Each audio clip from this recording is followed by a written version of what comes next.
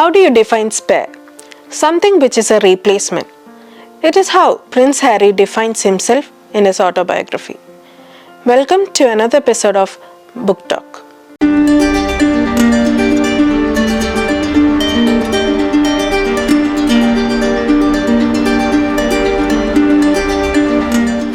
British royal family and their legacy had always been a subject of discussion. Prince Harry, the son of King Charles and Princess Diana, released his autobiography Spare this January.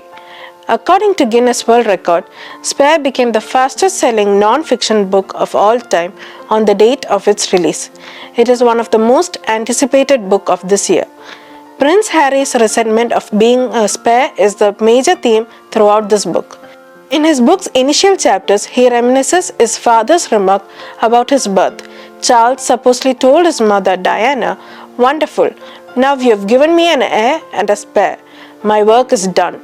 He adds that he was born as a spare to William in case he needed an organ transplant or a blood transfusion, and that is how he was treated throughout his life.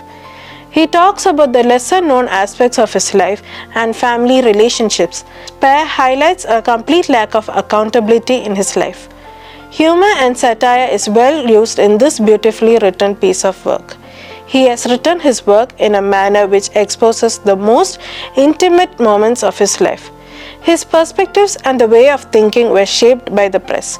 This played a defining role in making the early stages of his life complicated and miserable.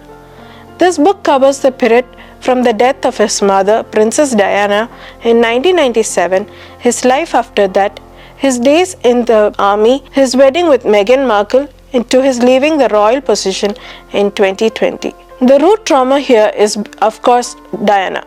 Radiant, beloved, unreachable Diana. Harry was 12 years old when Diana died in a car crash in Paris.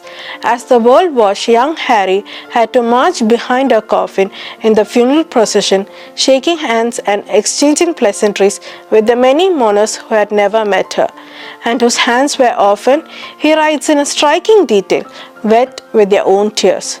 He talks in detail about his days spent in isolation and loneliness. The army both comforts him and further traumatizes him.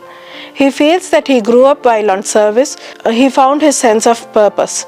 But after he returned from his tours, he begins to suffer from panic attacks every time he has to speak in public. Meghan too faced problems. She, who identified herself as biracial, is so badly harassed by racist tabloids that she begins to struggle with suicidal ideation. Harry does not openly blame the monarchy for any of these problems. Spare is a searing indictment of the British crown, which Harry depicts as a force that warps family dynamics under the strength of its imperative to protect the crown and those in direct line of succession. Yet textually, Harry declares his full-throated support for the monarchy and for his commander-in-chief.